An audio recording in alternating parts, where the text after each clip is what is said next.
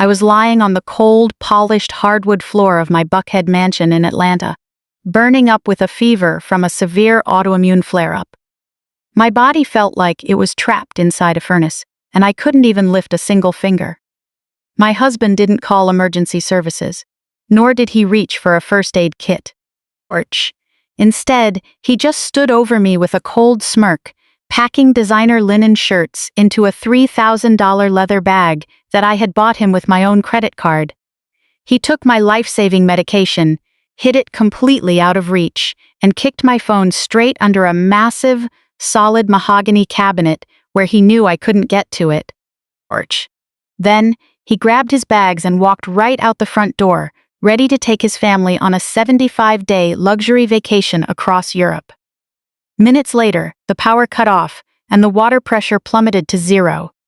He locked me inside from the outside, leaving me to silently succumb to the suffocating July heat.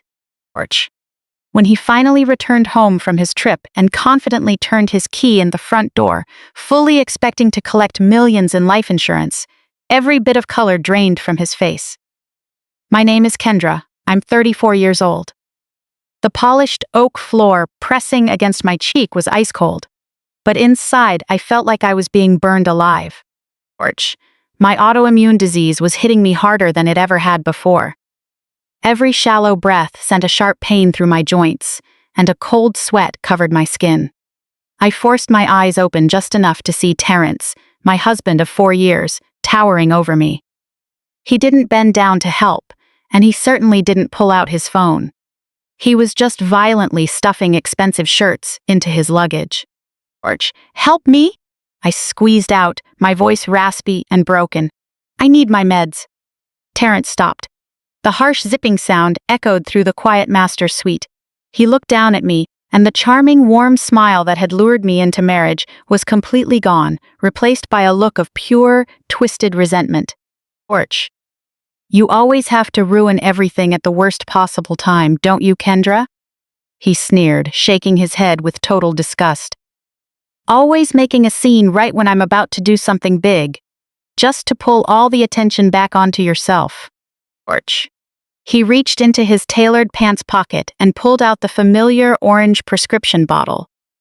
The immunosuppressants that kept my system from attacking my own organs.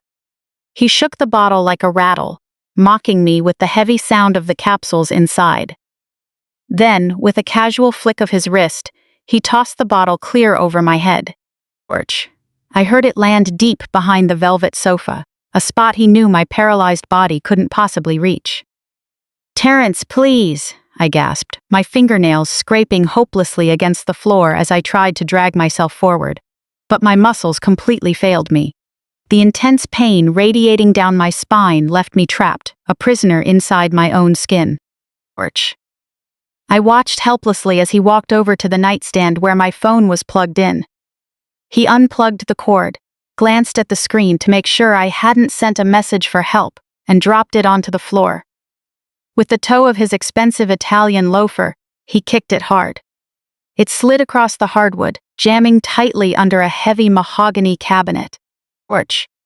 Europe is calling, babe, he scoffed, grabbing his bag. Don't wait up. He turned his back and walked out of the bedroom, his heavy footsteps showing not a single shred of remorse.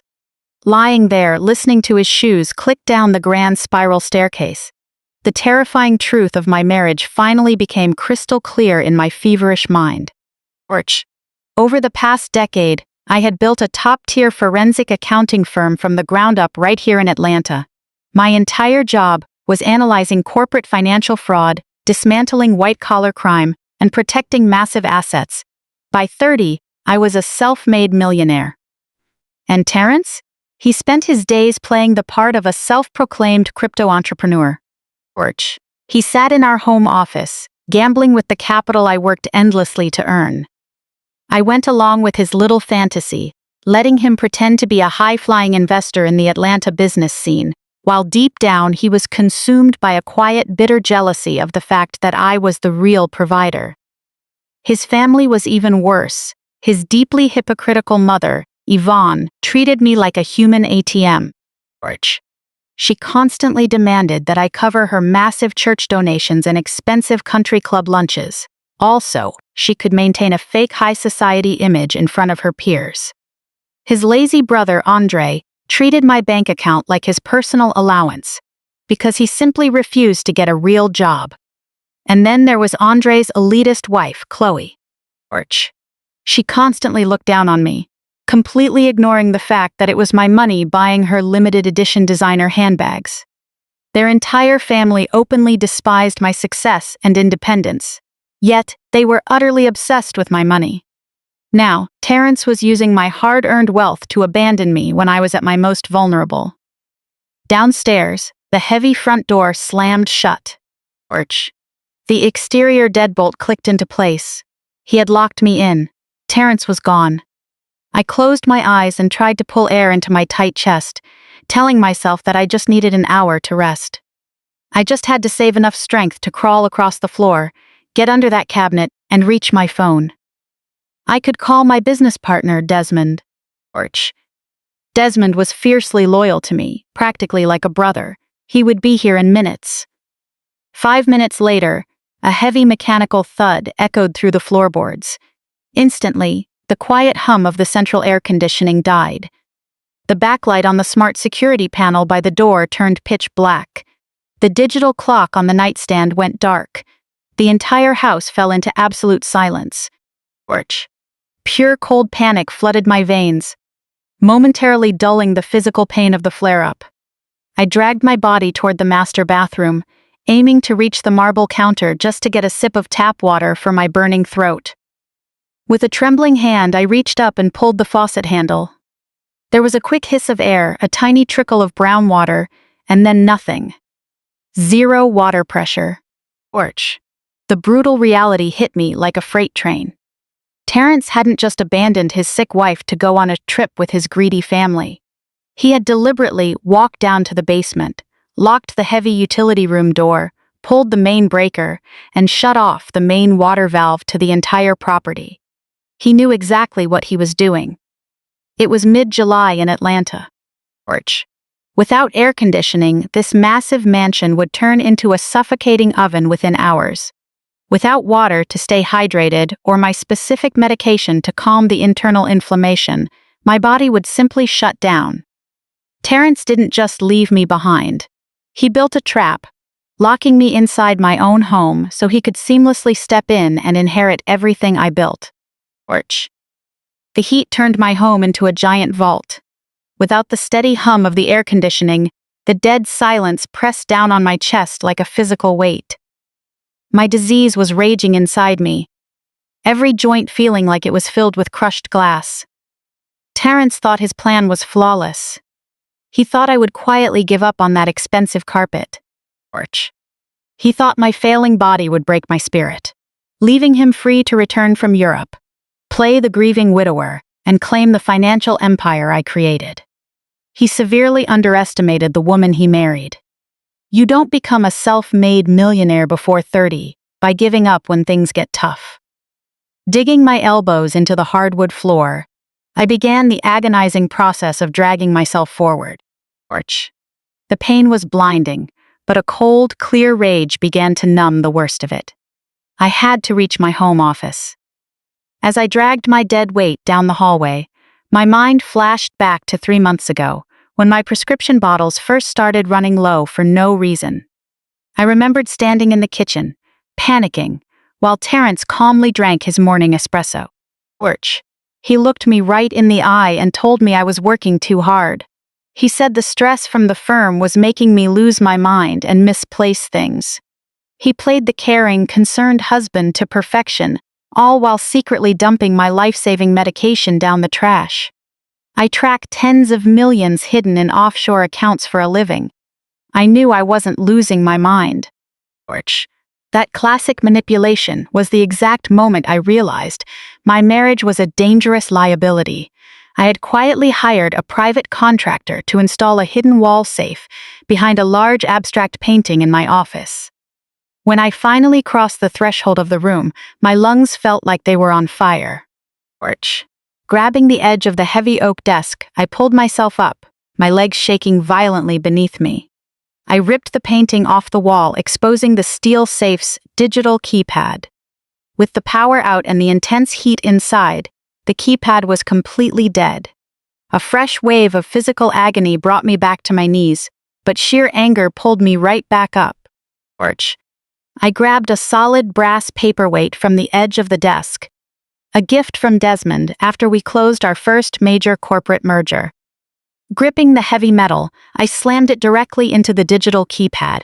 Again and again, I pounded through the plastic and wiring until the casing shattered.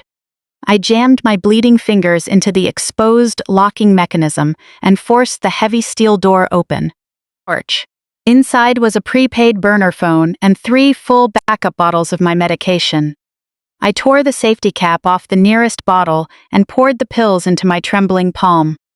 With no water available, I threw the dry pills into my mouth, fought through the gag reflex, and forced them down dry. I grabbed the burner phone, held the power button, and prayed the battery had a charge. The screen lit up, casting a blue glow across the dark room. I immediately dialed the one person in this world I trusted with my life. Desmond answered on the second ring. I didn't need to give him a long story. I just gasped out his name, told him I was locked inside with no power, and then my body completely gave out. I collapsed onto the office floor as the phone slipped from my sweaty hand. The medication would take time to bring down the inflammation, and the temperature inside the house was already climbing past 90 degrees. I closed my eyes and focused every ounce of my energy on keeping my heart beating. I was not going to let Terrence's mother turn my funeral into a social event for her church. She had already treated me like a human bank account, constantly taking from me to fund her fake lifestyle. I was not going to let his lazy brother inherit my investment portfolio. And I certainly was not going to let Andre's elitist wife use my life insurance money to redecorate my house, the same woman who looked down on me while living off my success. They all despised my independence, yet they worshipped my money. I don't know how much time passed before I heard a car engine roar up my driveway, tires screeching against the pavement. Heavy footsteps slammed onto the porch, followed by frantic pounding on the solid wood front door. Desmond was outside, shouting my name, his voice muffled by the thick door. The house was locked up tight. A second later, the sweet sound of breaking patio glass echoed from the back of the house. Desmond, a former college football player turned corporate attorney, came through the house like a hurricane. He found me on the office floor, his eyes widening in shock as he took in my pale, sweat-soaked face and the smashed safe on the wall. He didn't waste time with useless questions. He lifted me gently, carrying me out through the shattered glass door in the back. Inside Desmond's luxury SUV, the cold air conditioning hit my face, bringing instant relief to my overheated body. He slammed the car into reverse, tires spinning, and we tore out of the neighborhood. "I'm taking you to a private clinic in Buckhead," he said through gritted teeth, turning hard onto the highway. When I get my hands on Terrence, he's done. I rested my head against the cool leather seat, my breathing slowly returning to normal. I didn't want Terrence dead. For a man like him, that would be far too easy. I was going to systematically dismantle every single piece of his life. I picked up the burner phone sitting in my lap. Terrence thought cutting the main power would leave the house completely blind, but he forgot who he was dealing with. When I upgraded the security system last year, I personally had the technicians install a local cellular backup node and hidden battery packs for every interior camera. I opened my cloud storage app, typed in my master password, and watched the dashboard load up. I pulled up the footage from the basement from an hour prior. In high definition, I watched my husband casually walk up to the breaker panel, flip the main switch, and plunge the entire house into darkness. Then I switched to the living room camera. I watched him pick my medication bottle up off the floor, smile to himself, and deliberately throw it behind the heavy velvet sofa into a blind spot he knew I couldn't reach. As the video looped on my screen, an absolute icy calm washed over me. This wasn't a stressed-out spouse making a foolish mistake. This wasn't a heated argument. Torch. Terrence had systematically cut off my vital resources and locked me inside a heat trap. It was a calculated, deliberate attempt to end my life. As Desmond sped down the highway toward the clinic, I made a silent, unbreakable promise to myself. My husband tried to play a dangerous game with my life and my fortune. Now it was my turn to play, and I was going to make sure he lost everything. Torch. When I opened my eyes again, the steady, rhythmic beep of a heart monitor filled the room. The VIP suite at this private clinic in Buckhead was quiet and completely secure. Desmond had checked me in under an alias, ensuring my location remained entirely hidden while I recovered. Torch. The IV fluids and high-dose medication had finally done their job, reducing the intense inflammation to a dull, manageable ache. My mind was already working at full capacity. I didn't have time to cry over a failed marriage, or mourn a man who had left me trapped in a suffocating house. I needed raw data. Desmond walked into the room carrying a sleek black briefcase. Torch. His tailored suit was wrinkled, proof that he hadn't slept a wink since pulling me out of that house. Without a word, he handed me my encrypted laptop. He knew exactly how I processed trauma. I didn't need a counselor right now. I needed my forensic software. Leaning back against the hospital's pillows, I booted up the system. Torch. My fingers flew across the keyboard, bypassing standard banking portals and digging straight into the back-end routing numbers of my secondary accounts. These were corporate holding accounts I used for real estate allocations. Terrence always assumed I ignored them because they weren't linked to daily expenses, thinking they were static and uninteresting. Torch.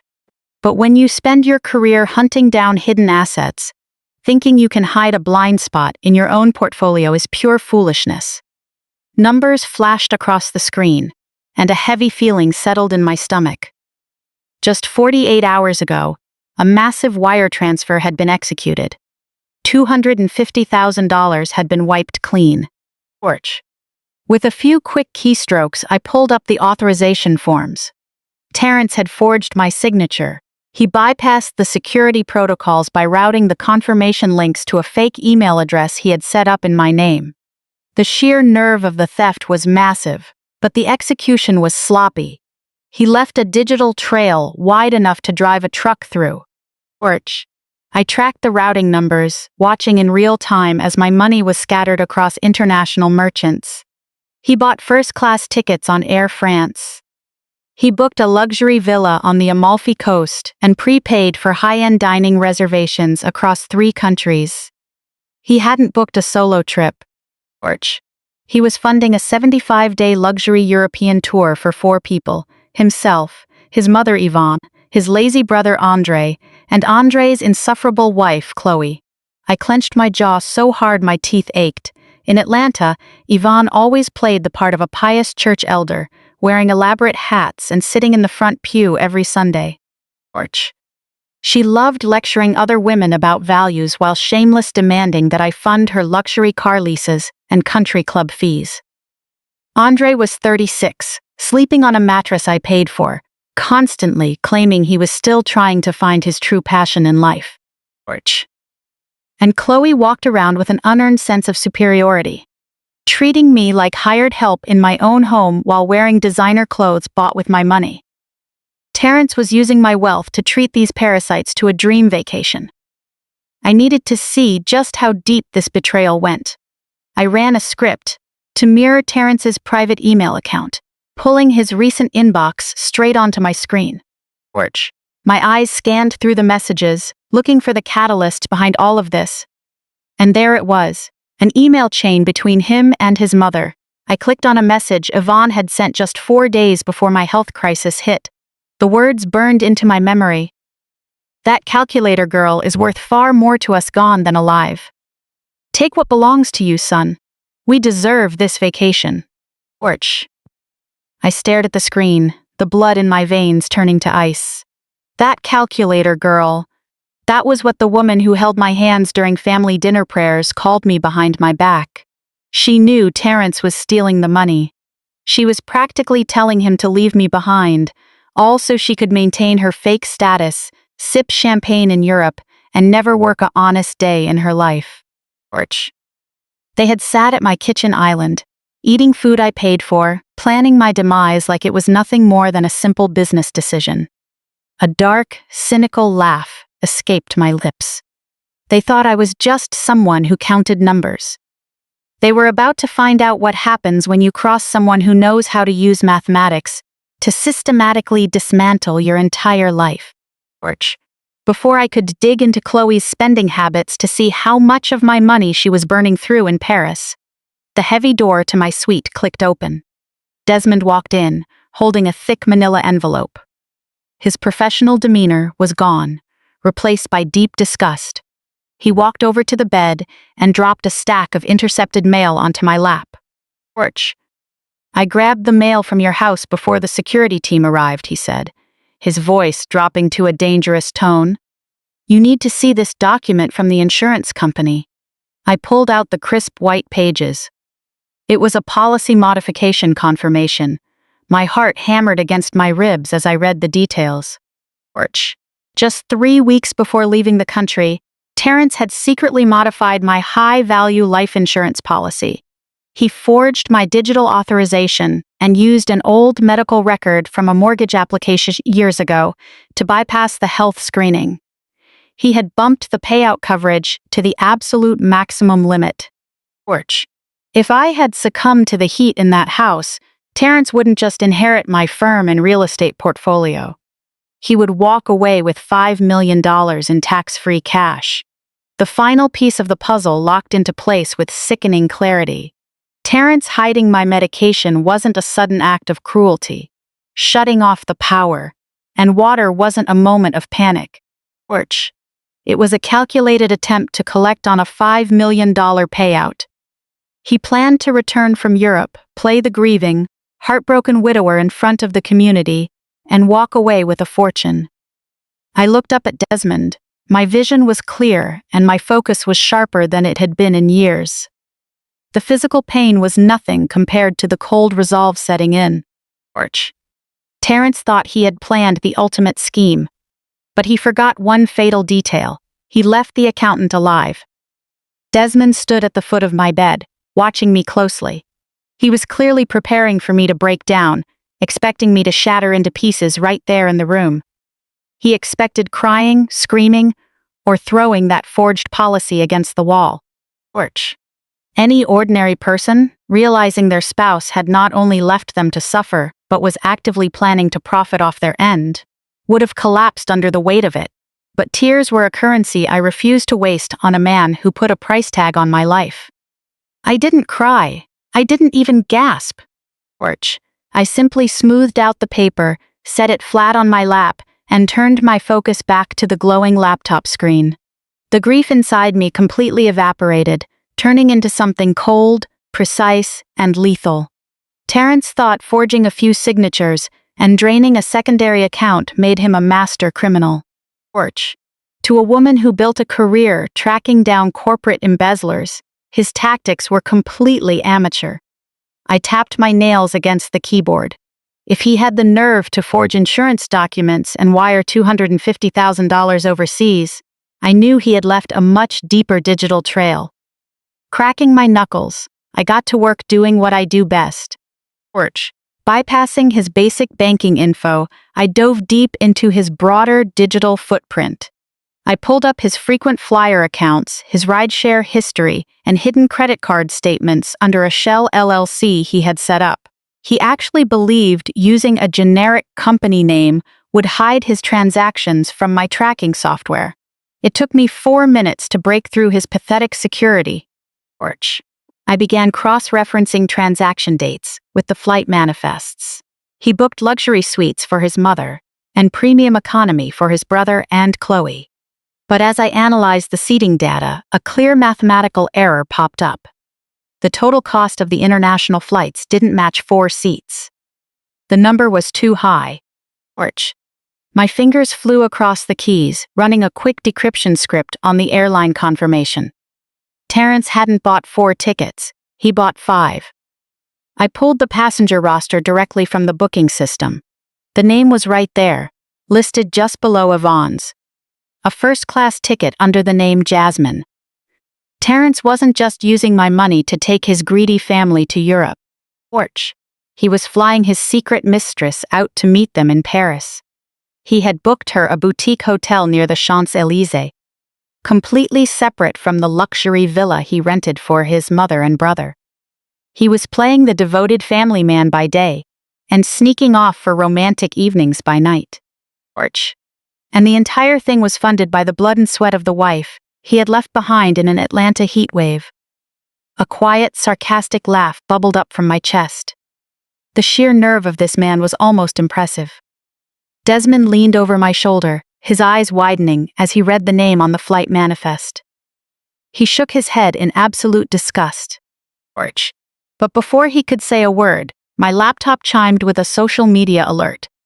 The moment I woke up, I had set up targeted tracking alerts for all of my in-laws' public profiles. A notification popped up showing that Chloe was currently running a live video on her page. I clicked the link and routed the audio to my headphones. The screen lit up, showing Chloe walking through a high-end designer boutique in the heart of Paris. She was holding a complimentary glass of champagne, waving it at the camera as she talked to her followers. Her hair was styled perfectly, and she wore a silk scarf that cost more than Terrence made in a year of legitimate work. "Hey, everyone!" she gushed into the camera, flashing a bright smile. "I am currently in Paris, having the absolute best time of my life. I have to give a massive shout-out to my amazing brother-in-law, Terrence. His recent crypto investments have completely taken off, so he decided to spoil the whole family with this incredible 75-day European tour. Private drivers, luxury villas, and endless shopping. Seeing a self-made man take care of his family like this is just so inspiring." I stared at the screen, watching her spin around the boutique, completely oblivious to reality. She looked directly into the lens, pouting with exaggerated pity. "Honestly, it's such a shame Terrence's wife, Kendra, couldn't make it. But you know how she is. She's just so obsessed with her little accounting job that she doesn't know how to enjoy the finer things in life. Some people just don't know how to live." She laughed, took a sip of champagne, and turned the camera to show Andre browsing a rack of expensive leather jackets. The absolute nerve of this woman. She was standing in a foreign country, spending money I earned through years of hard work, calling my business empire a little accounting job. Chloe and the rest of those parasites were so desperate to believe Terrence's fake millionaire persona that they never once questioned where the cash was actually coming from. They swallowed his lies about crypto because it fit their narrative. It let Yvonne brag about her successful son, and it let Chloe pretend she married into wealth. They were happily burning through my money while framing me as the villain of their story. And the ultimate irony was that Chloe had no idea her generous brother-in-law had his mistress stashed in another hotel just a few blocks away. I paused the video, freezing Chloe's smug face on my screen. The anger inside me was no longer hot and chaotic. It had settled into something cold, sharp, and calculated. I closed the social media tab and opened my primary business banking portal. The $250,000 Terrence stole was just liquid cash from a secondary account. It was a lot, but it wasn't nearly enough to sustain a 75-day luxury lifestyle across Europe for his family and his mistress. He had to be relying on something else to cover the massive daily expenses. He was relying on the primary corporate card linked to my firm. He was listed as an authorized user, a mistake I made years ago when I mistakenly believed I could trust my husband. Terrence assumed the card was buried in the massive operating expenses of my company, thinking I would never notice his personal spending amidst the corporate numbers. I pulled up his card activity. In the last 3 days alone, he had charged over $40,000. High-end restaurants, private boat charters, and designer clothes. He was swiping my card without a care in the world, confident that I was either gone or completely incapacitated. I navigated to the corporate management dashboard. A simple list of authorized users appeared. I clicked on Terrence's name. A drop-down menu popped up, offering a few options. I bypassed the option to place a temporary hold. I bypassed the option to lower the spending limit. I moved my cursor directly over the bright red button, asterisk, revoke access and cancel card immediately. If I clicked this button, Terrence would be instantly cut off from his main source of fake wealth. The stolen cash would drain rapidly under the weight of 3 demanding family members and a hidden mistress. He would be stuck across the Atlantic, thousands of miles from home, forced to explain to his mother, his brother, and his arrogant sister-in-law why the endless luxury had suddenly grinded to a halt. The illusion would shatter, and the parasites would turn on each other. Desmond looked at my face, reading the cold resolve in my eyes. He didn't try to stop me. He simply crossed his arms, waiting for the execution. A slow, cold smile spread across my face, never reaching my eyes. I took a deep breath, feeling my lungs expand freely without the suffocating heat of that locked house. I stared at the red button on the screen, feeling a wave of absolute, undeniable control. My husband tried to leave me in the dark.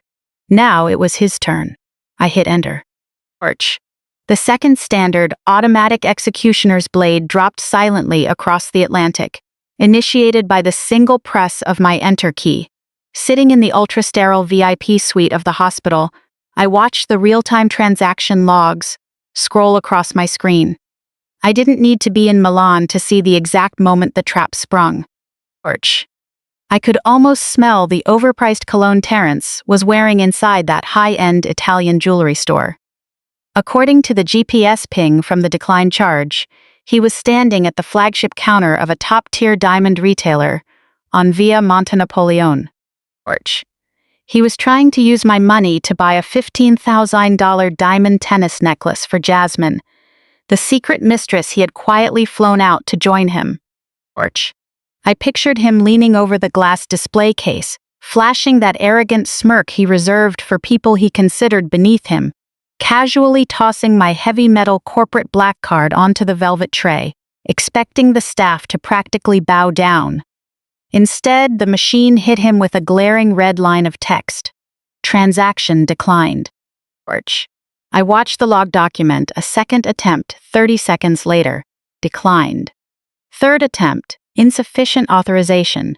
Terrence was a man whose entire identity relied on the illusion of unlimited wealth. Having his card publicly rejected in front of a luxury sales rep and his shiny new mistress was a catastrophic hit to his fragile ego.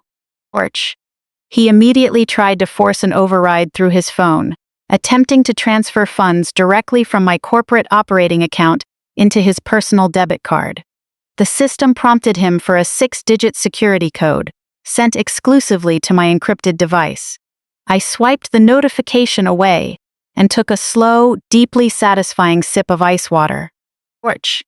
Desmond was leaning against the windowsill, watching me with a mix of genuine respect and absolute terror. He whispered that I had actually done it, that I had completely cut off his lifeline. I nodded, keeping my eyes glued to the incoming data. I hadn't just cut off his access. I had isolated him. A moment later, my synced message dashboard lit up. Terrence was frantically texting my old phone, the one he had kicked under the heavy mahogany sideboard before locking me inside a stifling house to die.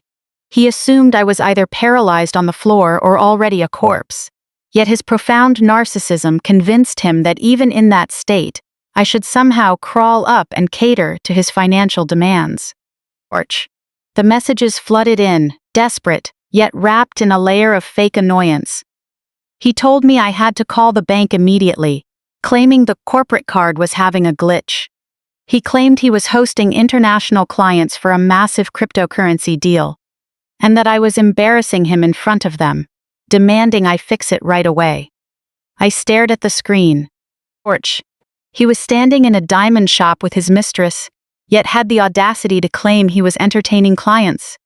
The level of delusion was almost impressive. I pictured my old phone lying in the dark, suffocating Atlanta heat, its battery long dead, its screen black. Terrence was screaming into a void he had created with his own hands. Torch. I watched the delivery receipts on my dashboard fail one by one. Message not delivered. Over in Milan, the weight of reality was finally crushing down on him. The $250,000 he had stolen by forging my signature sounded like a fortune to a man who had never earned a dime on his own. But Terrence was financially illiterate. He had no concept of a burn rate. He had no idea how fast money evaporates when you are funding a hyper-luxury lifestyle for 5 people across Europe. He was using my money to pay for international first-class flights, multi-room suites at the Four Seasons, private chauffeurs, Michelin star dinners, and luxury shopping sprees for his mother Yvonne, his deadbeat brother Andre, his insufferably picky sister-in-law Chloe, and his hidden mistress.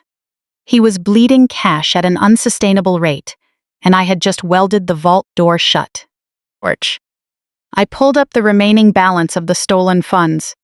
In less than a week, he had burned through $90,000. At this rate, he would be completely broke before the end of the month.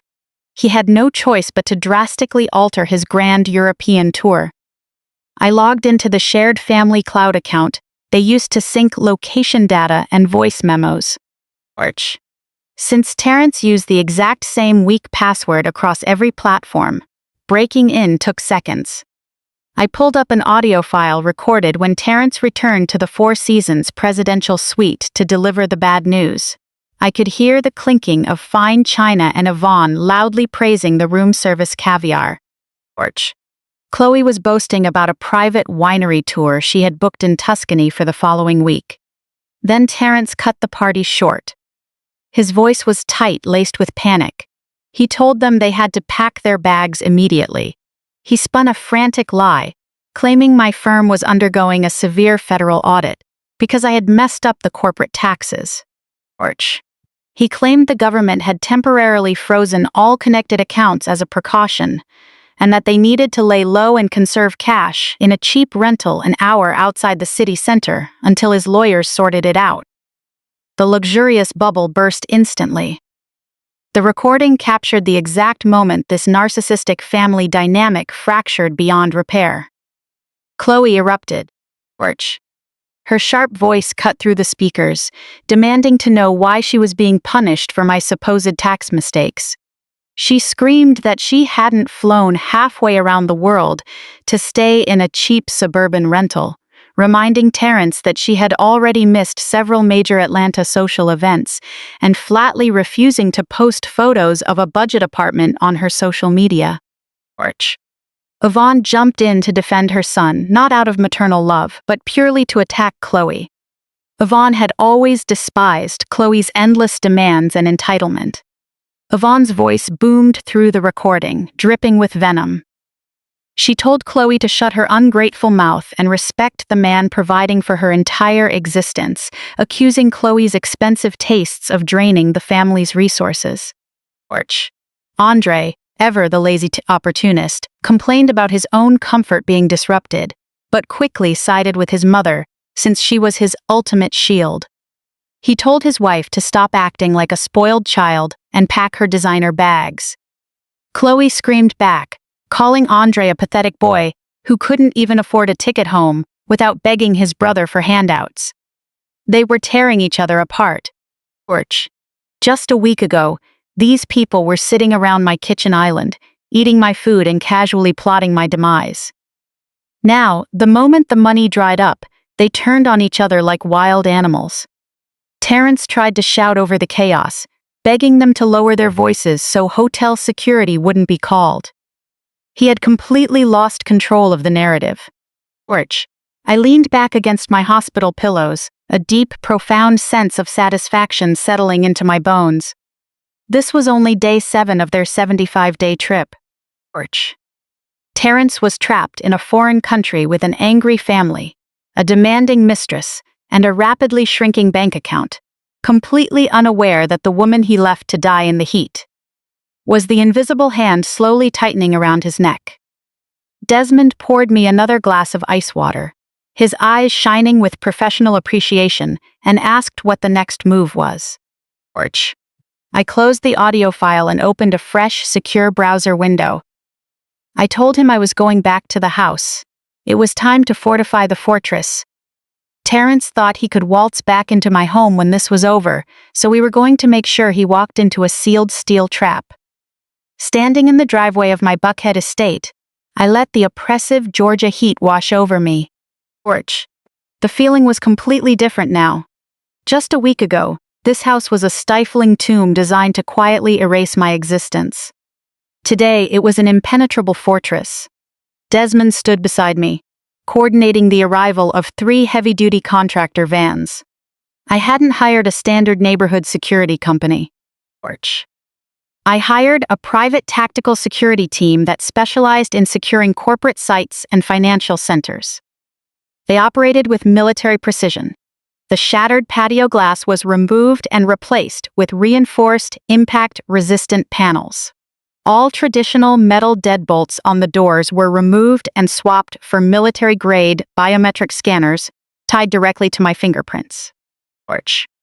The brass keys Terrence held were now useless pieces of metal. Inside, I watched the lead technician install microscopic, high-definition cameras into the crown molding of the foyer, the living room, and the kitchen. They embedded motion-activated audio receivers into the drywall, painting over them so they were completely invisible to the naked eye. Orch. Terrence thought he would eventually walk back into this house to play the heartbroken, grieving widower for the Atlanta community, squeezing out crocodile tears for his church group in my foyer. I was turning my home into a high-tech recording studio, built specifically for his absolute destruction. There would be no blind spots. Orch. The roar of heavy diesel engines interrupted the security team's drills. 2 massive flatbed tow trucks backed slowly into my driveway. I walked outside to meet the dealership owner, who was holding a manila folder containing the original titles for a matte black Porsche and a custom Range Rover. Orch. Terrence loved showing off in those 2 vehicles around Atlanta, using them to parade around high-end cigar lounges and pretend he was a self-made crypto mogul. I remembered the morning he tossed me the keys to my practical hybrid, smirking that millionaires drive German engineering while accountants drive golf carts. He conveniently forgot that his credit score was garbage. Orch. I had purchased both luxury SUVs outright in my name to secure the best rates and protect my liability. I signed the transfer documents on the hood of the Porsche, sliding the pen smoothly across the dotted line. The owner handed me a cashier's check reflecting the massive payout from liquidating both assets. I didn't even look at the number. This wasn't about recovering money. Orch. It was about systematically stripping away every piece of his fake identity. I watched the hydraulic winches drag his prized vehicles onto the flatbeds, heavy chains groaning under the weight. Terrence used my company funds to buy his mistress a first-class ticket, so I took away his wheels. Now, the driveway stood empty, clean, and waiting for his inevitable, deeply humiliating return. Orch. Inside, I poured a glass of sparkling water, enjoying the perfect chill from the newly restored central air. I booted up my laptop, connecting directly to the newly encrypted home network. Cutting off the corporate card in Milan was just the opening shot. I needed to see the immediate fallout. I pulled up the family cloud account. Orch. Terrence had insisted on syncing all their mobile devices so they could share vacation photos with Yvonne. It was a pathetic attempt to play the dutiful son, but his atrocious digital security habits were an open invitation. Within seconds, I bypassed the cloud password and accessed their real-time audio memos and GPS data. Orch.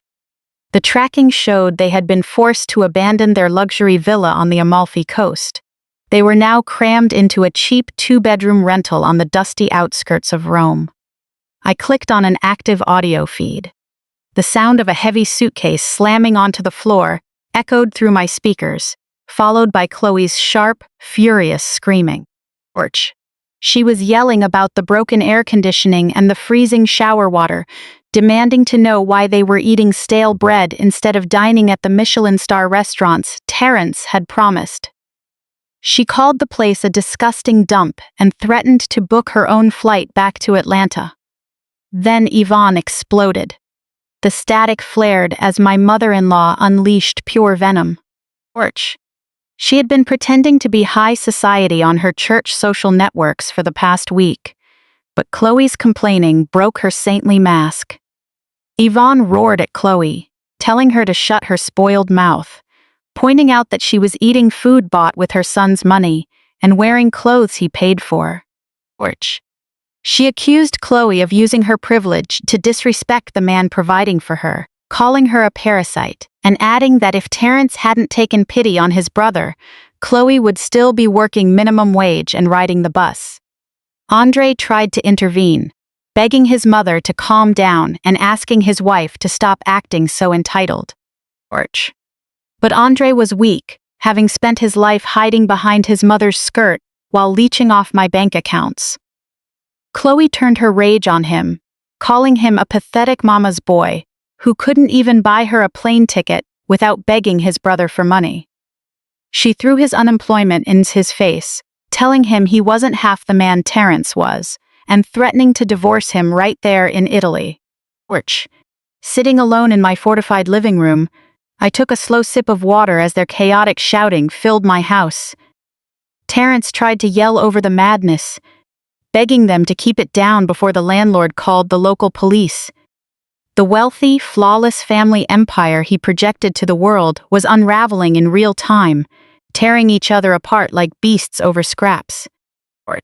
Terrence had no money, no cars, no available credit, and a family ready to destroy one another.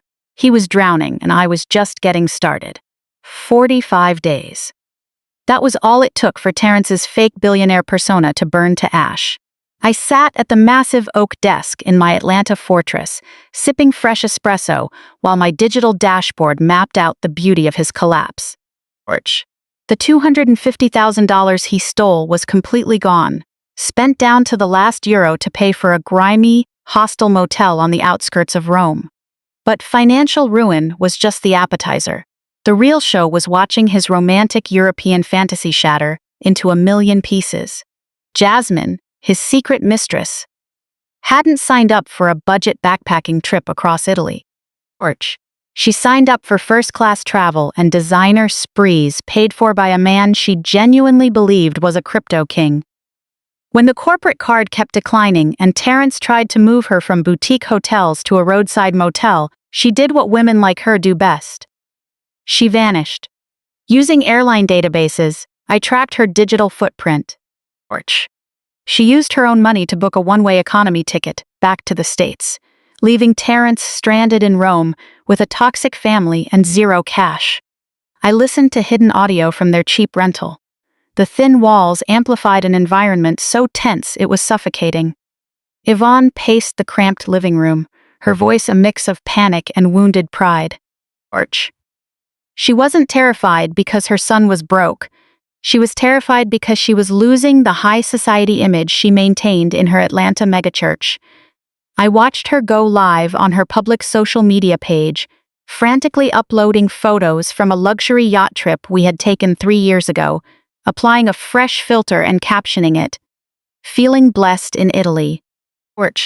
In reality, the audio feed picked up the sound of boiling water and crinkling plastic. The woman who used to demand I buy her a brand new Mercedes every 2 years was standing in a dingy Roman kitchen, boiling instant ramen while lying to her entire congregation back home.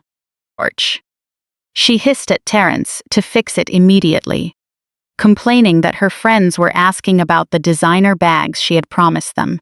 She insisted she wouldn't return to Atlanta looking like a beggar, demanding he call an investor or borrow money to get them out of that dump. Terrence sounded like a cornered rat, stuttering and repeating the lie about my accounting firm being under a federal audit. He swore his lawyers were working around the clock to unfreeze the accounts, begging her to wait just a few more days and promising a 5-star resort in Venice the moment the banks cleared him. But patience requires loyalty, and loyalty requires money. In that cramped rental, neither existed. Porch.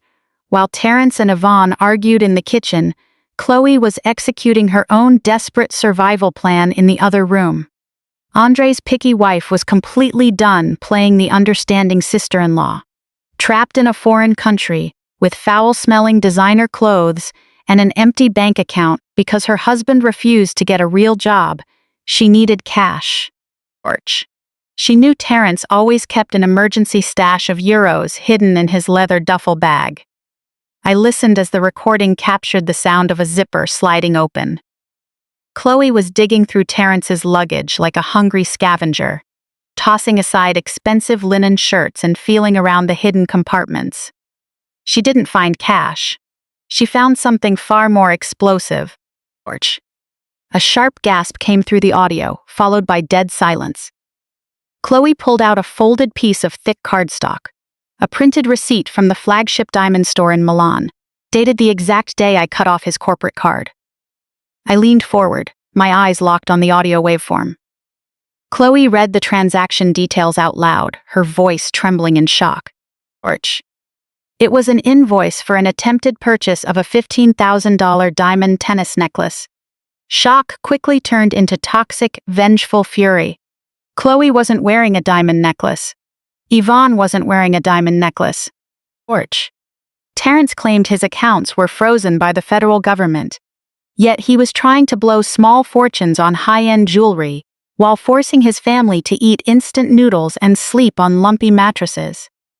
Chloe realized the federal audit was a total lie. Porch. Terrence wasn't protecting his family from a government freeze. He was hiding a massive secret and burning through their survival funds to finance a completely separate life. She realized Terrence had brought another woman. The truth hit her like a physical blow. Her generous brother-in-law, who had promised a European fantasy, had been lying to their faces every single day. Porch. She knew Andre was useless. Her husband was probably passed out on a worn couch complaining about the Wi-Fi instead of confronting his brother. Chloe knew she was the only one in that house with enough self-preservation to take action. She stared at the receipt, connecting the dots. If Terrence was lying about the money and the audit, he was lying about me too. Porch. Her breathing turned heavy as she realized she had hitched her social survival to a fraud. I smiled, my finger tracing the rim of my espresso cup. The gasoline was poured, and Chloe was holding the match, ready to burn Terrence's world to the ground. The audio waveform flattened to a straight line. Chloe went completely silent in that small Roman motel. She didn't scream at Terrence. Porch. She didn't confront Yvonne or Andre. That sudden silence was far more dangerous than any outburst. It was the sound of a parasite realizing its host was dead and searching for a new body to latch onto. Less than 2 minutes later, a notification popped up on my encrypted laptop. It wasn't a text or a social media alert. It was a private message on LinkedIn. It was a brilliant move. Porch. Terrence monitored their shared cloud accounts 24/7 and strictly censored Chloe's Instagram to maintain his fake billionaire image, but he would never think to check a professional networking site because real work was a foreign concept to him. I opened the message. The text was frantic, stripped of her usual passive-aggressive superiority. Porch. She wrote that she knew everything, that Terrence was lying about the federal audit and had brought another woman to Paris. She said they were stranded in Rome without a dime, and that the family was turning on her. She begged me to get her out of there, promising to give me all the evidence I needed to bury him in court. I leaned back in my comfortable leather chair. Porch. The cool air of my fortress contrasted sharply with the suffocating heat they were enduring overseas. I took a slow sip of espresso, letting her desperation linger in the digital void. Chloe was the ultimate opportunist. She had married Andre 3 years ago, expecting country clubs and designer labels. Porch. When she realized her husband was an unemployed man-child living off my success, she didn't file for divorce. She simply redirected her demands onto me. She complained about the catering at the wedding I funded and turned her nose up at the starter. Home I helped them buy. claiming the neighborhood lacked prestige. She was completely self-serving, devoid of real loyalty. Torch. In this moment, that made her my most valuable asset. I set my cup down and typed a cold, calculated reply, asking why I should waste another dollar on a woman who publicly mocked my profession while spending my stolen money.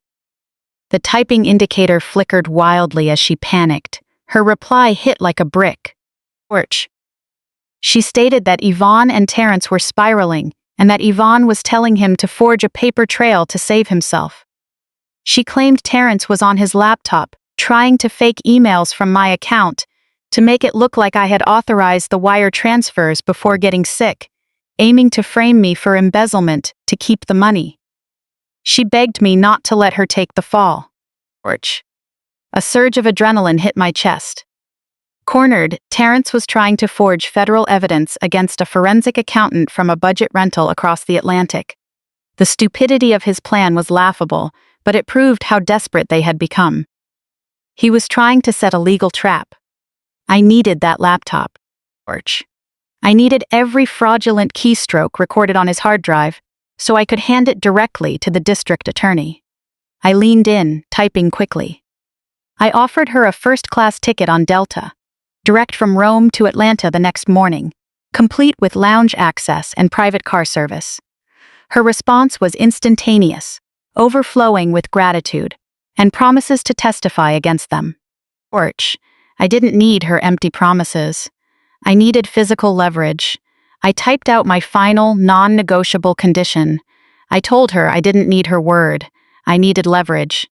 She would only receive her digital boarding pass once she sent a photo, proving Terrence's silver laptop was safely packed inside her carry-on bag.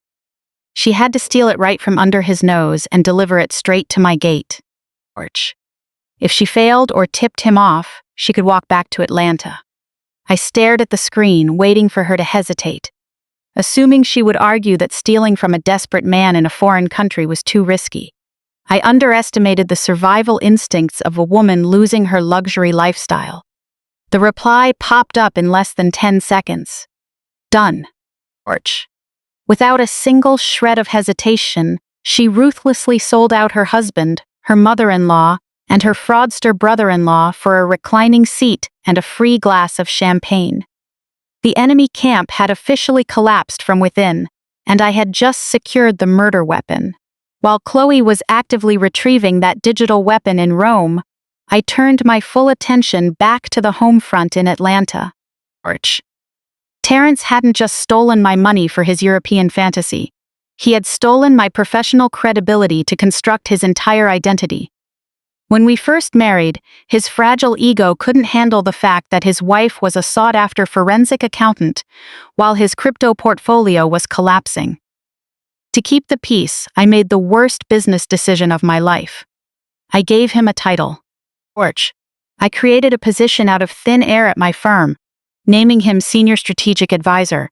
It came with a generous 6-figure salary, a corner office he rarely stepped foot in, and a lavish expense account.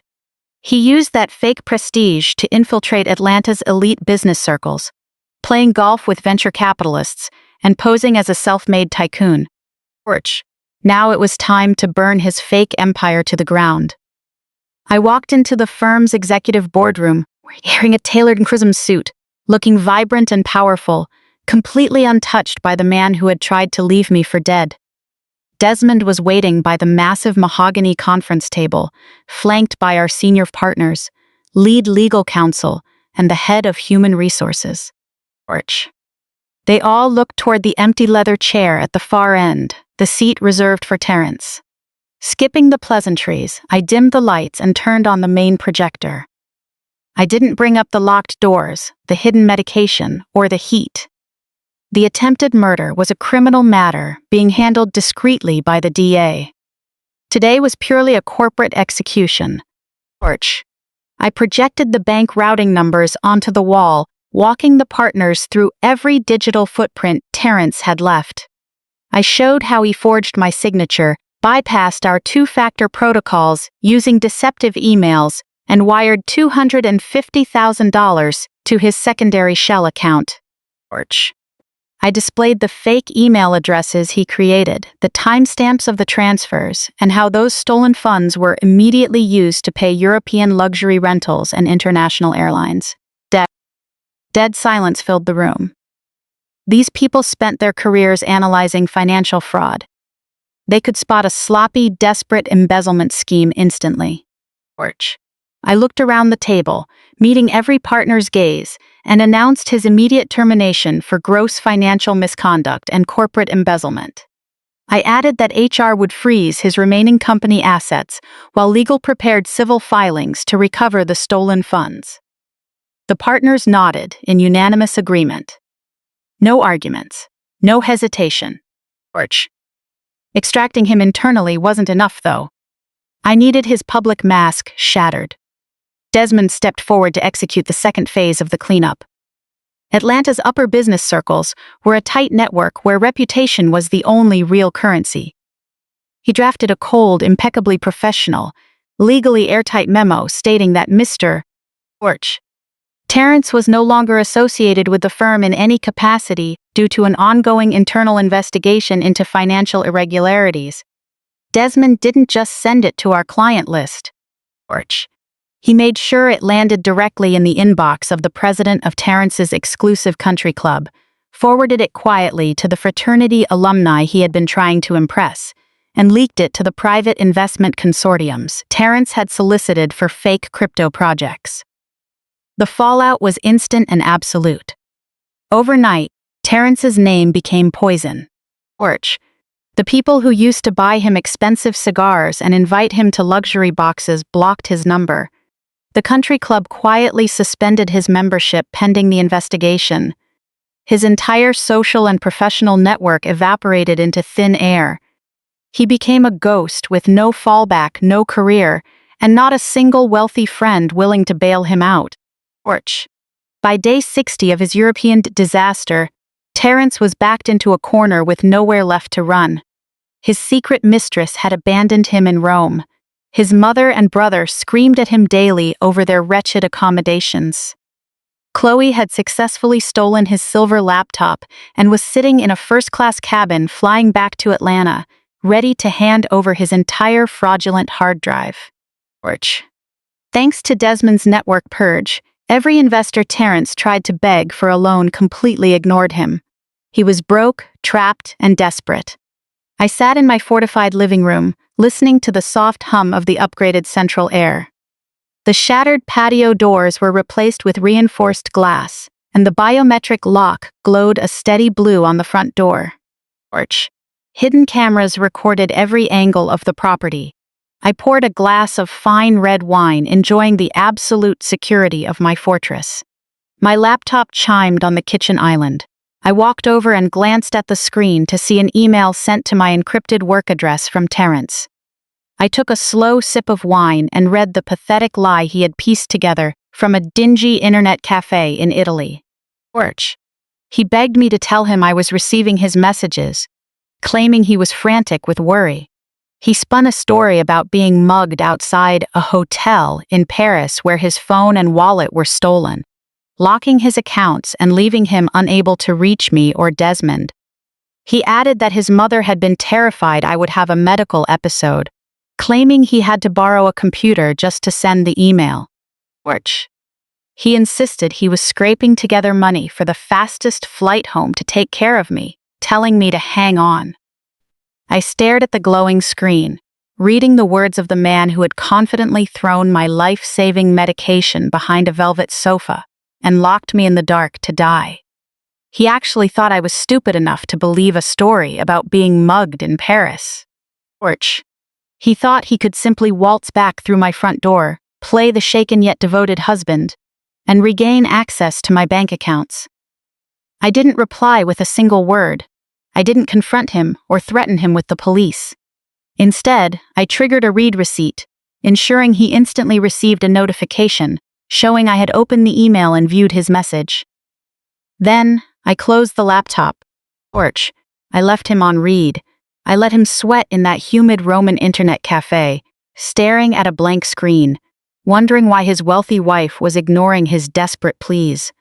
I let him panic in his rumpled designer clothes until he realized he would have to pawn his last luxury watch just to afford a middle seat in economy back to Atlanta.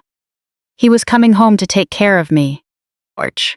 I smiled, setting my wine glass down on the spotless marble counter.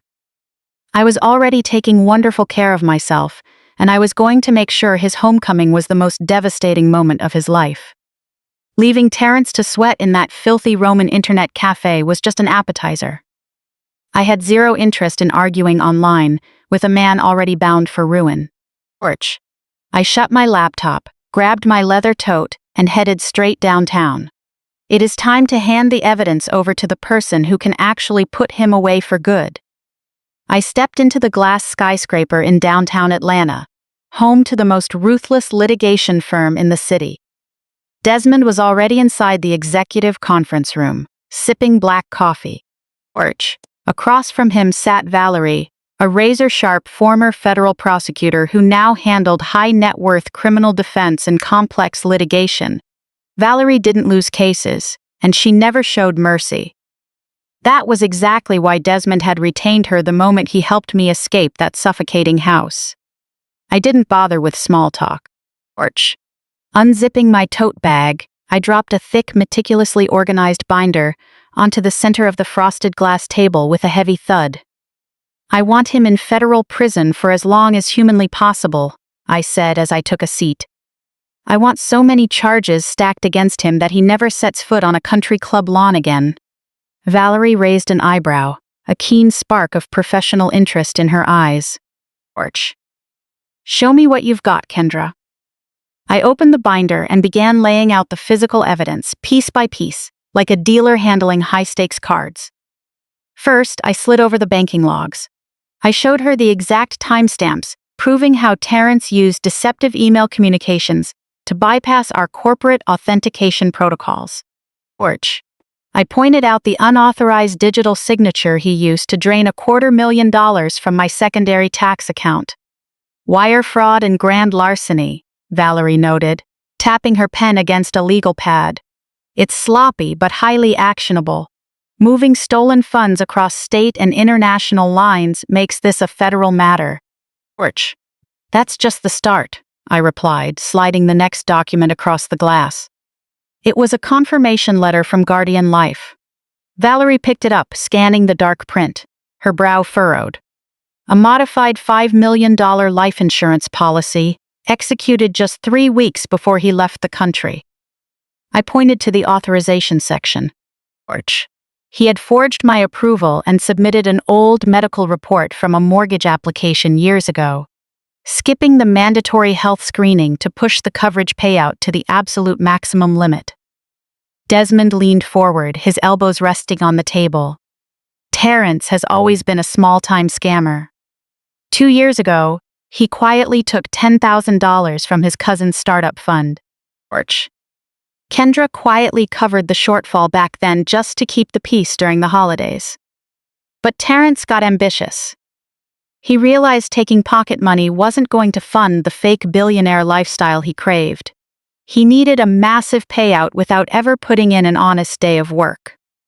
Valerie set the paper down, her professional posture hardening into something far colder. Orch. So the financial motive is clear. What about the execution? I pulled my laptop from my bag and connected it to the massive display mounted on the wall. Let me show you his execution, I said, hitting play on the security footage. Dead silence fell over the room. Valerie and Desmond watched the high-definition feed from the primary bedroom. Orch. They watched my husband zip up his designer luggage while I lay completely unresponsive on the hardwood floor from a severe medical emergency. They watched him pick up my life-saving medication, smirk to himself, and deliberately toss the bottle behind a heavy velvet sofa, a completely unreachable spot for someone in my condition. The camera angle changed. Orch. The screen showed Terrence walking straight into the basement. He didn't hesitate. He walked over to the utility panel and flipped the main breaker switches, plunging the house into darkness. Then he grabbed the heavy iron wheel on the water line and cranked it shut, completely cutting off the water supply. Orch. He locked up and left, leaving a sick woman trapped inside a dark, stifling house in the middle of a hot Georgia summer. Valerie took off her glasses and rubbed the bridge of her nose, her jaw tightly set. "I've prosecuted cartel leaders and corrupt politicians," she said, her voice low and sharp. "Ouch." But watching a man calmly lock his own wife into what was meant to be a fatal trap just for a financial payout, that level of calculated cruelty is sickening. This isn't just severe financial abuse, Kendra. This is premeditated harm, clear as day. She picked up her phone immediately and dialed a direct line to the district attorney's office. She didn't ask for a routine meeting. She demanded immediate action. She sent Desmond's digital evidence package straight to the prosecutor. The response was instant. Looking at the crystal-clear video, the unauthorized policy changes, and the clear paper trail of wire fraud, the DA's office saw an ironclad case. Terrence was facing multiple serious felony charges and decades behind bars. The trap was officially set. The legal net had been pulled so tight he wouldn't be able to squirm out of it. Warrants were drawn up. Federal authorities were alerted to his incoming travel back to U.S. soil. The wheels of the justice system were turning, ready to hold Terrence fully accountable. Desmond closed his folder and looked at me with an intense, focused expression. "The DA is ready to move," he said. "So how do we do this? Do we have local police and federal agents meet him right at the gate at Hartsfield-Jackson? A public arrest in international baggage claim would definitely make the evening news. We could have him taken into custody right in front of his mother and everyone else." I looked out the floor-to-ceiling window at the sprawling Atlanta skyline. I had built my life and my business in this city through endless late nights and relentless effort. I built my foundation brick by brick, and Terrence had tried to tear it down from the inside out. Having airport security put him in handcuffs in a crowded terminal felt too chaotic. It was too fast. He would hide his panic behind the confusion of the crowd and immediately play the victim, claiming it was all a giant misunderstanding. I refused to give him that way out. "No," I said, my voice quiet and firm in the quiet room. "An airport arrest is too easy on him. I want him to believe his plan actually worked. I want him to take the taxi ride all the way back here, completely convinced he's walking into a house filled with tragedy." Valerie and Desmond leaned in, listening closely. "I want him to walk up my driveway," I continued.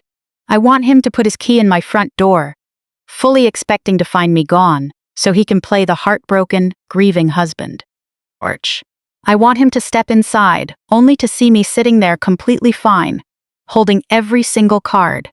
I want to look him straight in the eyes and watch the exact moment his arrogant facade shatters. Let him walk through his own front door first. Then we bring everything down on him." Through real-time text updates from Chloe and audio monitoring, synced to Terrence's compromised cloud account, I had a front-row seat as their European getaway collapsed into complete financial ruin. It was day 74. The taken funds were entirely gone. Terrence, Yvonne, and Andre were practically stranded on the streets of Rome, dragging around luxury suitcases they could no longer afford to check. Chloe had safely landed back in Atlanta 2 days earlier. She had walked straight into my office, dropped Terrence's silver laptop on my desk, and laid out every single toxic secret the family had ever kept. She got her immunity, and I got the final piece of evidence I needed. Without Chloe around to act as their scapegoat, the remaining 3 turned their sense of entitlement directly on each other. I sat in my spotless living room, listening to the live audio stream. Terrence was dragging his mother and brother into a dimly lit pawn shop near the Rome train station. The bravado of the self-proclaimed crypto visionary was completely gone. His voice trembled as he tried to bargain in broken English with the shopkeeper, attempting to sell off high-end watches and tennis bracelets bought with my money just weeks before. Yvonne was sobbing dramatically in the background, furious at having to surrender her vintage handbag. She kept complaining about what her church group would say if they ever found out she had to pawn her jewelry just to buy a flight home. Andre, as expected, offered zero help.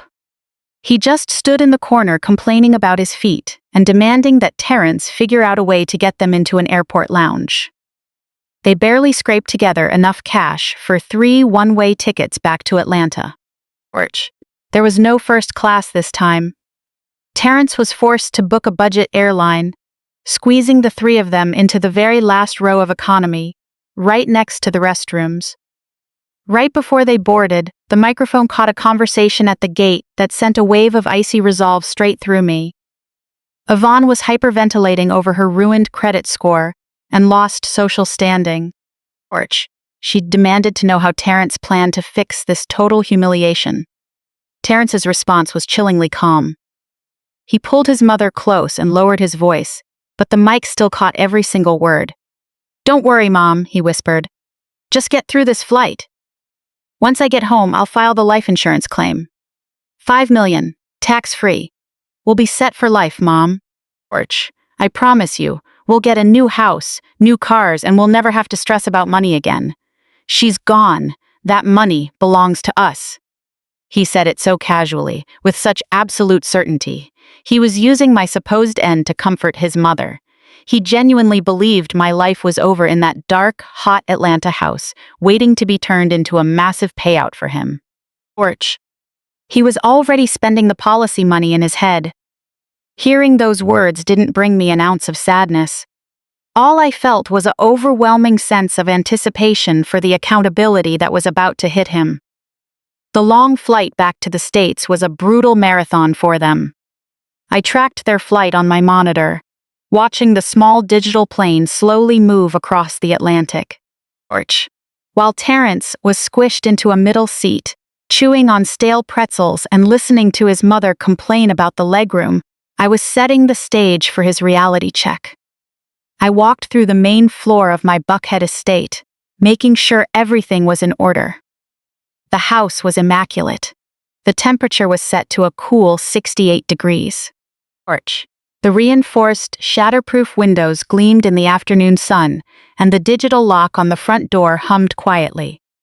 At 2 in the afternoon, the front gates opened automatically, letting in an unmarked fleet of vehicles. Desmond was the first to walk in, holding a fresh stack of legal folders. Valerie followed right behind, adjusting the cuffs of her tailored suit, her heels clicking with absolute confidence against the hardwood floor. Right behind them was Detective Hayes, the lead investigator from the district attorney's office. He was a broad-shouldered, serious man with zero patience for individuals who thought they could manipulate the legal system. He stationed 2 uniformed officers discreetly at the back of the property and had an unmarked cruiser idling quietly down the street. Finally, Chloe walked through the front door. She looked nervous but quietly satisfied, holding a glass of sparkling water. She had handed over the laptop and provided her sworn statement as promised. Now her only reason for being here was to watch her arrogant husband and mother-in-law face the total loss of everything they had built on lies. I led them all into a private media room just off the main foyer. It was a soundproof space originally designed for a home theater, but today it was my control center. The massive screen on the wall showed live feeds from hidden cameras placed around the house. From this room, Desmond, Valerie, the detective, and Chloe had a clear view of the front entryway and the main living area. They could hear every word through the hidden microphones. I poured myself a fresh cup of espresso and checked my phone. Their flight had landed 45 minutes ago. The GPS tracker on Terrence's phone showed they were currently in a budget rideshare, crawling through Atlanta traffic. They were less than 15 minutes away. I smoothed down the lapels of my dark red power suit. I wore red on purpose. It was a color of authority, of complete control, and the very symbol of the vitality he thought he had drained from my life. I looked strong, healthy, and completely unbothered. I stepped into the foyer and placed a plush velvet chair directly facing the heavy oak front door. I sat down, crossed my legs, and took a slow sip of espresso. The stage was set. The witnesses were in place. Everything was ready. All Terrence had to do was walk up the driveway. Porch. I sat quietly in the velvet chair, letting the rich scent of dark roast keep me grounded in the moment. I hadn't just survived his trap. I had rebuilt myself in the aftermath. The severe medical inflammation that had left me helpless on the floor 74 days ago was completely gone. Porch. Thanks to a team of top specialists and the resources to get the best care available, my health was fully restored. I felt vibrant. My skin had a healthy glow, and the tailored red suit fit like armor. I was the picture of a woman in total command of her own life. A soft chime from the perimeter security system broke the heavy silence in the foyer. Porch. My tablet screen lit up, showing a split-screen grid of the outdoor high-definition cameras. A rusted, faded taxi pulled up to the bottom of my long, manicured driveway, its brakes squealing loudly. Compared to the luxury SUVs Terrence usually insisted on, this was a massive step down. The doors creaked open, and out stepped the tired remnants of their European trip. Porch. Yvonne got out first, struggling with a worn canvas duffel bag. She had clearly been forced to sell off her matching designer luggage just to leave Rome. Her signature over-the-top church hat was crushed, and her usual haughty attitude was replaced by visible, miserable exhaustion. Andre shuffled out behind her, stepping onto the pavement while complaining loudly about the humid Georgia heat. Porch. Then came Terrence. He looked terrible. His designer linen shirt was soaked with sweat and wrinkled beyond belief. He wiped his forehead with the back of his hand, his shoulders slumping under the weight of financial ruin. Yet, despite looking like a castaway, that ingrained arrogance was still visible on his face. The hidden outdoor mics picked up their conversation in crisp detail. Porch. Hurry up, Terrence, Yvonne said, swatting at a mosquito. It's 90 degrees out here. Get the door open so I can get inside the air conditioning. I need a cold drink and a real bed. Terrence puffed out his chest, trying to regain a bit of authority in front of his mother. Relax, Mom. I've got it. Once we clean up the situation inside, I'm calling the insurance agent right away. Porch. We'll have the funds processed soon. They dragged their feet up the stone steps onto the wide front porch. I watched Terrence pull his heavy brass key from his pocket. He strode up to the door, completely unaware that a micro camera was tracking his every move. He pushed the key toward the keyhole with total confidence. The key scraped against solid reinforced metal, with a harsh metallic screech. Porch. Terrence froze, his brow furrowing in confusion. The traditional lock was completely gone. In its place was a high-grade biometric scanner I had installed the month before, glowing with a smooth, cool blue light. What on earth is this? He muttered, scraping his thumbnail against the scanner panel. Yvonne let out an exaggerated, impatient sigh. Terrence, open the door. Stop messing around. Porch. I'm not messing around, Mom. The lock is different. He reached down toward a secondary digital keypad below the scanner. He aggressively punched in his old 6-digit code. The code he had used for 4 years to enter this house like it was his personal resort. The keypad flashed a harsh red. A loud error chime echoed through the porch speakers. Porch. I watched him press the numbers again, harder this time. I still remembered how he used to stride through that door, toss his golf clubs in the hallway, and demand that I order expensive takeout because he was exhausted from spending my money. He had always acted with absolute certainty that whatever was mine belonged to him. He thought he could end my life and still keep my house. Porch. Another red flash, another loud error tone. Terrence lost his composure. He slammed his fist into the solid oak door, then kicked the bottom panel with his heavy shoe. Open up! He yelled, his voice cracking with panic and frustration. The system must have reset during a power outage. The backup battery probably died because she's been in there for 2 months. Porch. Hearing him mention what he assumed was my tragic end, Yvonne didn't even blink.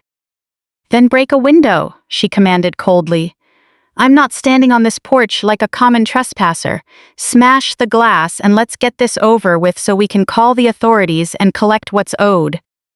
I set my empty espresso cup down on the reflective entry table next to me and picked up my tablet. Porch. I didn't need them smashing my new reinforced glass. I wanted them to walk straight into the center of the room under their own power. I hit the main override button on the security app. The biometric scanner instantly switched from cool blue to a bright green. The heavy deadbolt retracted with a loud, clear click that echoed across the porch. Terrence froze. Porch. He looked down at the green light, a greedy, triumphant smirk spreading across his tired face. He genuinely thought the smart home system had glitched out and finally given in to his aggressive forcing. He grabbed the heavy brass handle, fully believing he had beaten the odds. He thought he was about to step over the remains of his marriage and walk straight into a $5 million estate. Porch. He pushed the heavy oak door wide open. The door swung back with a slow, heavy creak. The hot Georgia air rushed into my cool foyer, bringing a mix of exhaust fumes and cheap airport cologne. Terrence crossed the threshold, his shoulders back, his chest puffed out, ready to face a crime scene of his own making. He was fully expecting the suffocating smell of neglect. Porch. He was expecting to find the tragic end to his fabricated script. Instead, as his eyes adjusted to the bright, recessed lighting of the foyer, he froze like a statue. I was sitting right in the center of the room, calm and composed. The dark red power suit fitted me like armor, flawless, immaculate, and in complete control.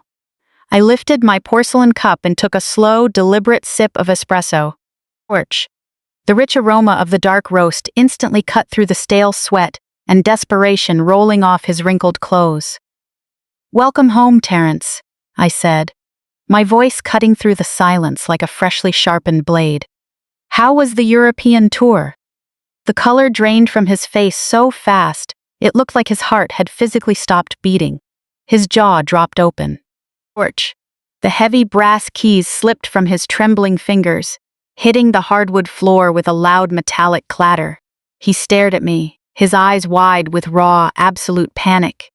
He was looking at someone who refused to break, a woman who had risen from the very trap he had set, stronger than ever.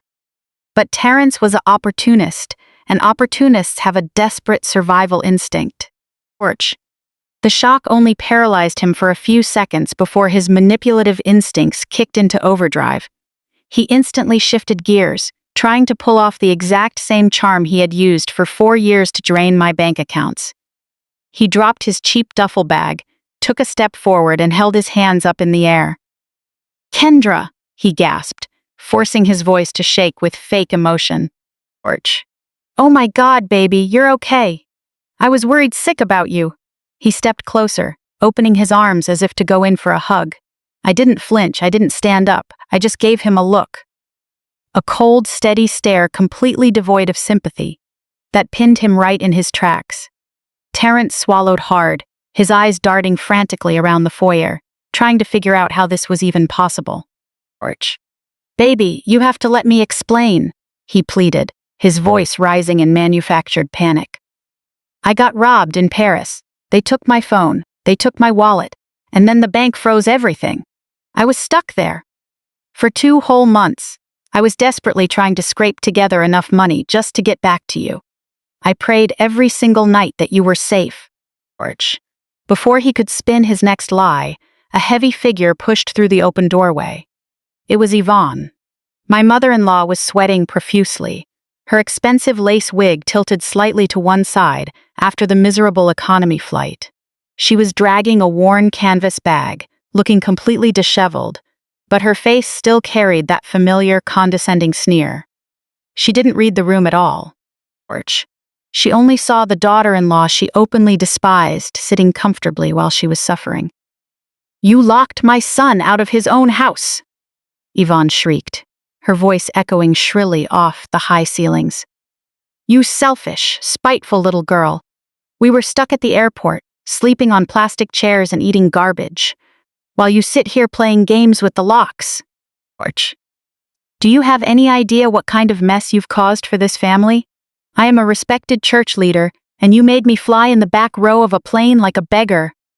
Andre shuffled in behind her, rubbing his neck and groaning. "Seriously, Kendra, this is way too much," he whined, tossing his bag onto my clean floor. "You need to order some food and turn the TV on." I'm exhausted, and my feet are killing me. It was pure delusional entitlement.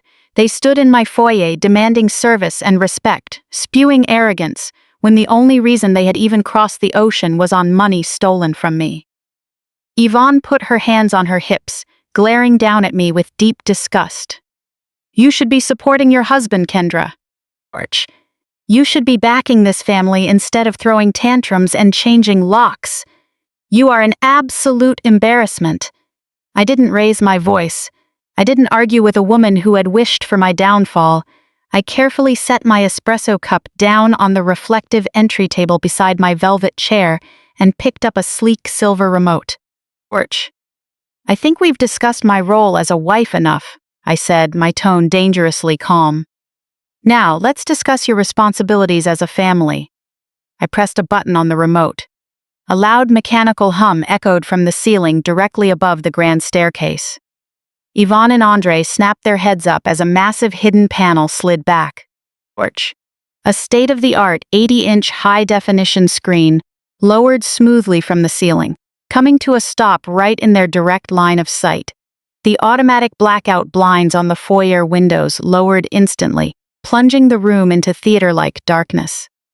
The screen lit up, casting a bright, harsh light straight onto Terrence's terrified face. It was the security footage from 74 days ago. The quality was crystal clear 4K. No static, no blur, zero ambiguity. The camera angle perfectly captured everything that had happened in the primary bedroom. Yvonne's jaw dropped as she stared at the silent, clear video. The screen showed me curled up on the floor, struggling and completely incapacitated by a severe reaction. The video showed Terrence roughly packing his designer bag, stepping right over my helpless body without a single second of hesitation. Dead silence filled the room, broken only by Terrence's heavy, ragged breathing. He was watching his own actions replayed in high definition. The video on screen showed him reaching into his pocket. It showed him pulling out the orange bottle containing my essential medication. The medicine meant to stabilize my condition. It showed him smiling darkly before deliberately tossing those crucial pills behind the heavy velvet sofa. It also showed him kicking my smartphone under the side cabinet, ensuring I was completely cut off from calling for help. "No, that's not how it looks," Terrence stammered, his voice cracking into a high-pitched panic. "Kendra, I swear, the camera angle makes it look wrong." I pressed another button on the remote. The video feed switched to the basement camera. It showed Terrence walking down the wooden stairs with cold determination. He walked straight to the main panel. He reached out and forcefully pulled down the main breakers, plunging the entire house into darkness. Then he grabbed the iron wheel on the waterline and cranked it shut. As the footage played, the foyer surround sound system activated. It wasn't audio from the camera. It was the iCloud voice recording I had intercepted directly from Terrence's phone. The speakers amplified the recording, letting it boom through the entire house. It was Yvonne's voice, clear, sharp, and dripping with pure malice. "That woman is worth far more to us gone than alive. Take what belongs to you, son. We need this vacation." The words bounced off the marble floors, landing like a physical blow to Yvonne's face. She instinctively stumbled back, her knees buckling slightly. Hearing her own greedy words, played right back to her, left her speechless. The self-righteous church elder who was always judging others was suddenly faced with undeniable proof. She had encouraged her son to leave me in danger, just to fund a European trip. On the massive screen, the video paused, freezing on Terrence's face as he locked the basement door. The audio faded out, leaving a heavy, suffocating silence in the room. The blackout blinds slowly raised, letting the bright afternoon sunlight stream back into the foyer. I sat upright in my velvet chair, watching total ruin wash over them. The arrogant facade was completely shattered. Terrence was shaking uncontrollably, his eyes frantically darting toward the front door as he calculated whether he had a chance to run. Yvonne dropped her hands from her hips, all the color and hostility drained from her face. She looked small, defeated, and terrified. Andre was backing away, flattening himself against the wall as he finally realized he was standing in the middle of a massive criminal situation. "You locked me in a hot house and left me helpless," I said, my voice cutting through the quiet room like a precise scalpel. "You plotted to cash in a $5 million policy to fund a life you were too lazy to earn." "You talked about my value, Yvonne." I slowly stood up, smoothing down the front of my red suit jacket. I looked down at them, backed by absolute clarity. "Well, I did the math," I continued, my gaze locked onto Terrence's terrified eyes. "I tracked every single dollar you took. I documented every forged signature. I logged every lie. And the numbers tell me that you are both going to spend the rest of your miserable years in a cage, much smaller and darker than the house you tried to trap me in." The heavy silence in the foyer was broken by the sharp mechanical hiss of sliding doors. The thick mahogany panels hiding my media room slid back on their tracks. Terrence's head snapped around, his eyes wide as four figures stepped out of the shadows and into the bright afternoon sun. Desmond walked in first, holding a thick stack of legal documents. Valerie followed right behind, adjusting her cuffs with steady precision. Detective Hayes stepped forward, letting the gold badge clipped to his belt catch the sunlight. And bringing up the rear was Chloe. She stood there holding her expensive handbag, a satisfied, vengeful smile on her face. Yvonne let out a sharp gasp, pointing a trembling finger at her daughter-in-law. "You traitor!" Yvonne shrieked, her voice cracking in pure hysteria. "You betrayed your own family!" Chloe didn't even blink. She crossed her arms, glaring back at the woman who had treated her horribly for the last 74 days. "I'm not related to you, Yvonne," Chloe snapped back. "And I am definitely not going to federal prison just because your son is a delusional, broke scammer who couldn't even pay for a cheap motel in Rome." Watching the exchange, a wave of sheer panic hit Andre. His lazy brain finally processed the reality of the situation. The taken funds Terrence had moved had passed through Andre's personal checking account to avoid triggering corporate alerts. Legally, Andre was an active accomplice in a $250,000 embezzlement scheme. He looked at the detective. He looked at the open front door. His basic survival instinct completely took over. Andre ran. He spun around, his expensive sneakers skidding wildly on the polished hardwood as he sprinted for the exit like a scared animal. He bolted through the foyer and out onto the front porch. He didn't even make it past the first stone step. Two uniformed Atlanta police officers were waiting right behind the heavy concrete pillars. They lunged forward, taking my brother-in-law down into the manicured bushes. The loud click of heavy metal handcuffs locking around Andre's wrists echoed through the open door, accompanied by his loud weeping. Detective Hayes walked into the center of my foyer, pulling a pair of heavy steel handcuffs from his belt. "Terrence, you are under arrest for attempted harm, wire fraud, insurance fraud, and grand larceny," Hayes announced, his deep voice carrying absolute authority. "You have the right to remain silent, and I strongly suggest you use it, because your wife has provided us with more than enough evidence to hold you accountable for a very long time." Yvonne backed away until her spine hit the pristine white wall. Her hands trembled violently as she clutched her chest, trying to play the fragile victim.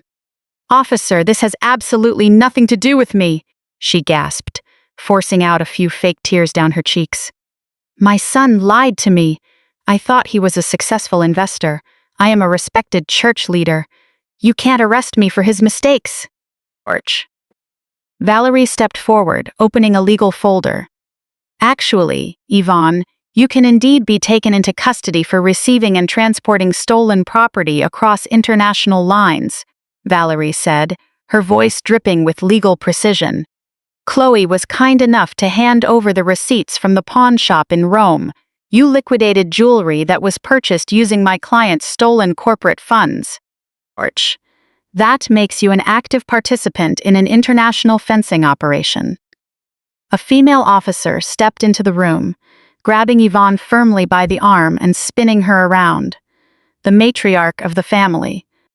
The woman who had demanded absolute deference from everyone and treated her social standing like a religion, was pushed against the wall and cuffed without ceremony.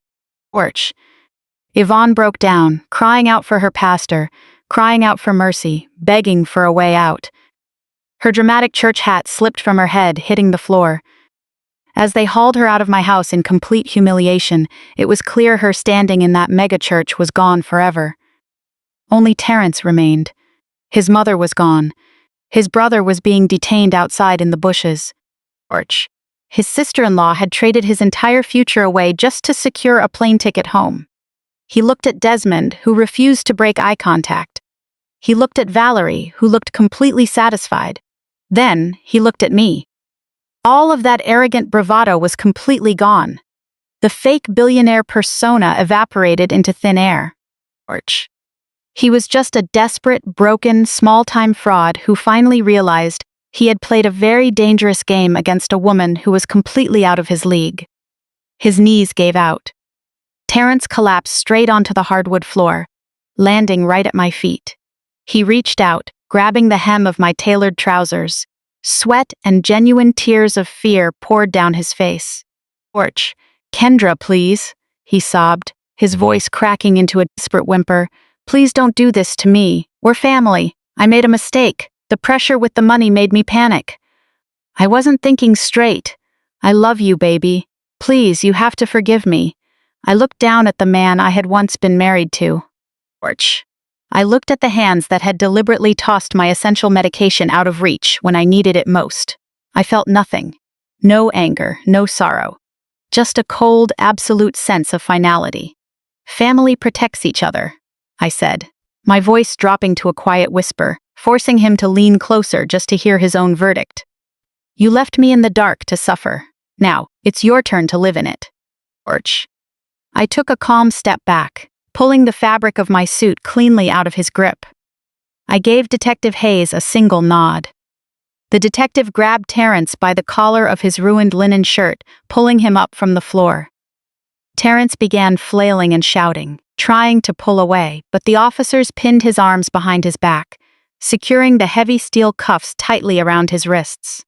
Orch. Kendra, he yelled, his voice echoing down the street as they dragged him out the front door.